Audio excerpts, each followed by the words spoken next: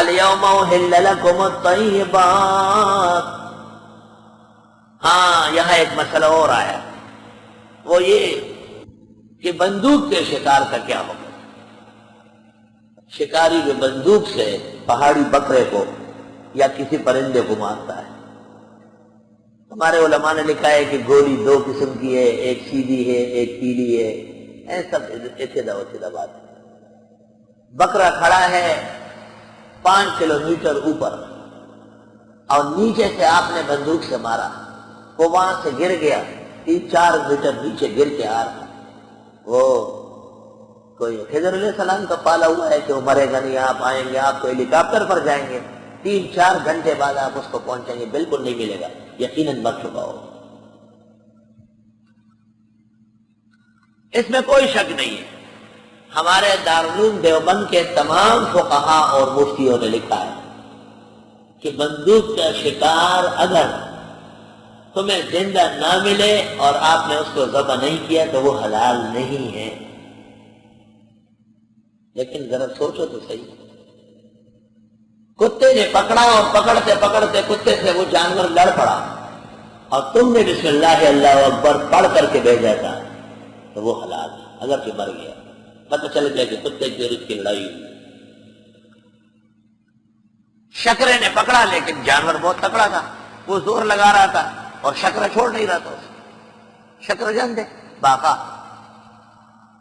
میں نے دیکھا ایک باقا شکرا، اللہ اکبر، ایک خرگوش کے اوپر اترا، خرگوش کے اوپر اترا اور خرگوش کو گلے اور پیچھے دم سے ایسا پکڑ لیا اور اس کو بالکل ایسے ایسے ملایا، پورا لفافہ بنا دیا اس سے، اور جب وہ زور لگا رہا تھا تو اس کے سر پر 1-2 ٹوکے کس کے مارے، بالکل خامغلی کا، اور پھر شکرا پورا اڑ نہیں رہا تھا، پر ایسا کھولا ہوا تھا اور مالک کی طرف اتر گیا۔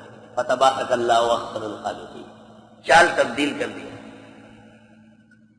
اور مالک جب اس کو ذبح کر کے صاف کر رہا تھا تو شکرا بیٹھا ہوا تھا، اپنا جسم صاف کر رہا تھا۔ شکاری ہے نا، بہت بڑا کام کر کے آیا۔ شکرا شکار میں باز سے تکڑا، باز ہر جگہ نہیں اترتا، وہ تو پورے جنگو جٹ جہاز ہے، لیکن شکرا ہر جگہ جاتا ہے۔ اللہ رب العالمین کا عجیب نظام ہے۔ باز یا شکرا اگر شکاری نے گھونسلے میں بھیجا اس کے بعد شکار چھوڑ دیتا ہے، ختم بات، کہ میرا مالک نہیں ہے، یہ انسان کا بچہ نہیں، یہ جانور۔ گھونسلے میں اجازت نہیں ہے، میدان میں، مقابلہ میدان میں ہو۔ کسی جگہ بھی پوری دنیا میں اس کا ثبوت نہیں کہ باز نے یا شکرے نے کسی جانور کو گھونسلے میں پکڑا۔ وہ اس کا گھر ہے، جو اپنے گھر میں آ گیا وہ امن سے رہے، انتظار ہوگا، جب وہ وہاں سے اڑ جائے تو باز اس کے پیچھے پڑ جائے۔ اللہ، ایک جگہ ہم گزر رہے تھے، اچانک ہے، کتنا بڑا خوبصورت کبوتر اچانک گود میں آیا،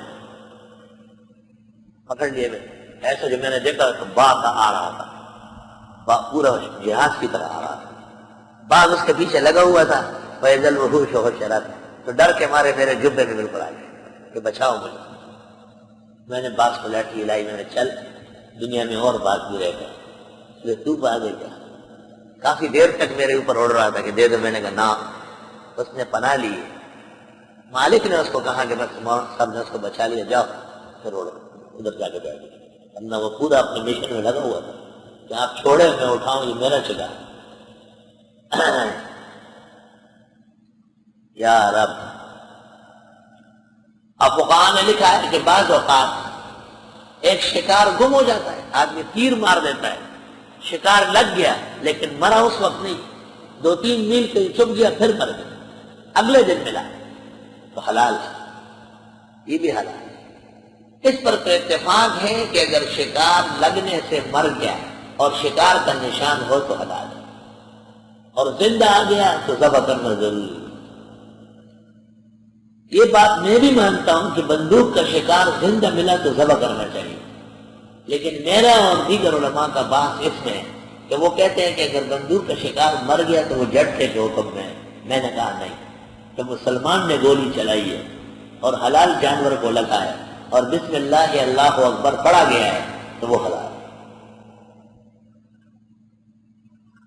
اصل بات یہاں یاد رکھو، اس کے ساتھ ایک واقعہ یاد رکھو۔ مصر میں ایک شخص پیدا ہوا تھا، مفتی محمد عبدہو، یہ شاگرد ہے جمال الدین افغانی کا۔ جمال الدین افغانی لینن اور اسٹالن کا ایجنٹ تھا۔ جمال الدین افغانی کے مکاتیب شائع ہیں۔ اس نے لینن کو کہا ہے کہ مجھے پتہ چلا ہے کہ آپ ہماری داڑھی اور کرتے پر خفا ہے، جب تک ہم یہ ہیئت اختیار نہ کریں ان کا اسلام ختم نہیں ہو سکتا۔ لینن اور ان کی شرارت سے وہ مصر پر قابض ہو گیا، جامع ازہر پر۔ اس کا ایک شاگرد تھا مفتی محمد عبدہو۔ اس مفتی محمد عبدہو، اس کے کچھ مسائل ہیں، جیسے سینما کو جائز کہنا، بینکاری کو جائز سمجھنا، فوٹو و تصویر کو جائز سمجھنا، یہ اس کے غلط کام ہے صاحب۔ ہندوستان کے اکابر فتوان ہیں، ان کا رد لیتا۔ اس میں یہ مسئلہ بھی تھا کہ بندوق کا شکار حلال ہے، تو علماء نے اس کو بھی رد کر دیا۔ کہنا یہ کہ بقیہ مسائل تو اس کے غلط ہے، لیکن یہ ایک مسئلہ صحیح تھا۔ صحیح کے درمیان میں، غلط کے درمیان میں ایک صحیح بھی رد ہو گیا۔ تأمل اور تدبر کے بعد پتہ چلا ہے کہ بندوق سے یہ گلہ کرنا کہ آپ بکرے کو اور خرگوش کو زندہ پہنچائیں، یہ مشکل تھا۔ اس لیے اس عاجز اور فقیر کے نزدیک بندوق کا شکار جب اس پر آدمی قادر نہ ہو اور یہ پختہ بات ہو کہ بندوق سے لگ کے مرا ہے اور گولی چلانے والے نے بسم اللہ اللہ اکبر پڑھا ہے، وہ حلال اور طیب ہے۔ اس کے خلاف دارالعلوم دیوبند سے لے کے اب تک جو فتویٰ دیا گیا ہے، اس کی خدمت میں معذرت اور ادب کے ساتھ معافی عرض۔ فتویٰ صحیح نہیں۔ والمسألة مبسوطة فی محلها، شکار پر ہمارا ایک رسالہ شائع ہے اور اس میں یہ تفصیلی مسئلہ میں نے لکھا ہے، 16-17 صفحہ۔ سنا ہے کہ بہت سارے اور مفتی صاحبان نے بھی اس کے اتباع میں کہا ہے کہ یہ کہنا کہ بندوق سے لگا ہوا جانور زندہ ملے یہ مشکل کام ہے۔ اس طرح تو آپ شکار کرتے رہے اور مرتے رہے، بس سارے ختم ہوتے جائیں، تو صرف اطلاق اور احلاق ہوگا، شکار کبھی بھی نہیں ہوگا۔